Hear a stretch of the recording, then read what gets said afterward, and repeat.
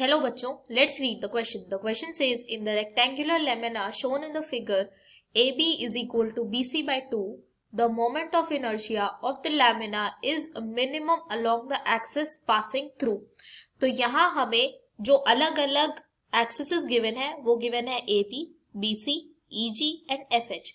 तो अगर हम इस क्वेश्चन को सॉल्व करना चाहते हैं तो इसके लिए जो बेसिक की कॉन्सेप्ट हम यूज करेंगे वो यूज करेंगे that moment of inertia for rod at its ends that is equal to m l square by 3 and moment of inertia for rods at its center and perpendicular to its length is m l square by 12. m mass of the rod है, l length of the rod है और ये दो equations के help से हम अपना पूरा आंसर फाइंड आउट करेंगे. अब हमें फर्स्ट ऑप्शन में गिवन है ए बी. तो ए बी जो लेंथ है वो है ये वाली लेंथ हमारी. तो अगर हम इस लेंथ के अक्रॉस निकालना चाह रहे हैं तो हम मानेंगे कि ये जो पूरा का पूरा स्क्वायर रेक्टेंगुलर लैमिना है वो ए बी के अक्रॉस कंप्रेस हो जाए. तो अगर ये ए बी के अक्रॉस कंप्रेस हो जाएगा तो ये ए बी हमारी ऐसी लेंथ हो गई और ये इसके एंड पर ऐसे कंप्रेस्ड हम कंसिडर कर लेंगे. तो ये अब रॉड का एक एंड पे हम एक्सिस को मान रहे हैं. ये एक रॉड हो गई और रॉड के एंड पर एक्सिस आ गई. तो इसके लिए जो मोमेंट ऑफ इनर्शिया आ जाएगा वो आ जाएगा m l स्क्वायर बाय 3. और जो ये लेंथ है ये है लेंथ BC. तो ये जो लेंथ BC है तो इसे हम ट्वाइस ऑफ AB लिख सकते हैं. तो ये जो लेंथ हो जाएगी इसकी वजह से मोमेंट ऑफ इनर्शिया हो जाएगा m ट्वाइस ऑफ AB का होल स्क्वायर बाय 3. तो बेसिकली जो ये आंसर आएगा वो आएगा 4/3m AB स्क्वायर. तो ये आ गया moment of inertia across AB. अब अगर हम BC पॉइंट देखें तो BC पॉइंट है ये वाला. तो BC पॉइंट अगर हम ये कंसिडर कर रहे हैं तो अब इसके परपेंडिकुलर हमें कंप्रेस करना होगा. तो जो ये कंप्रेशन होगा वो ऐसे हो जाएगा. ये है B और ये है C. जो ये लेंथ है रॉड की वो है AB. अब ये भी जो रॉड आ रही है वो भी इसके एंड पे मोमेंट ऑफ इनर्शिया आ रहा है, मतलब ये एक्सिस इसके एंड पे है.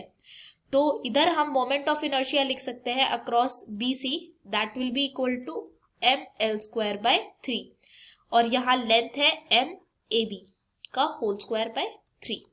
अब नेक्स्ट जो हमसे बोला गया है वो बोला गया है E एंड G. तो E और G जो लेंथ है वो है ये वाली लेंथ. अब हम इसके परपेंडिकुलर अगर कंप्रेस करें तो ये लेंथ थी. अब इसके परपेंडिकुलर कंप्रेस करने पे ये आ रहा है ऐसे सेंटर पे और ये जो लेंथ है वो है BC. तो इसके अक्रॉस अगर हम ये था EG पॉइंट, सॉरी ये था E एंड ये G पॉइंट. तो अगर हम अब इस EG पॉइंट के across moment of inertia calculate करें तो ये हो जाएगा m l स्क्वायर बाय 12 और लेंथ है यहाँ BC which was equal to twice of AB. तो ये हो जाएगा 4m AB का होल स्क्वायर बाय 12. अब नेक्स्ट जो हमसे पॉइंट बोला गया है वो बोला गया है FH. तो FH है ये वाला पॉइंट, ये वाला पॉइंट है FH. अब हम इसके अक्रॉस इसके परपेंडिकुलर अगर हम इसे कंप्रेस करें तो ये जो लेंथ आएगी ये आएगी ऐसे, ये हमारी लेंथ है ऐसे और इसके अक्रॉस जो रॉड है वो हो जाएगी ऐसे.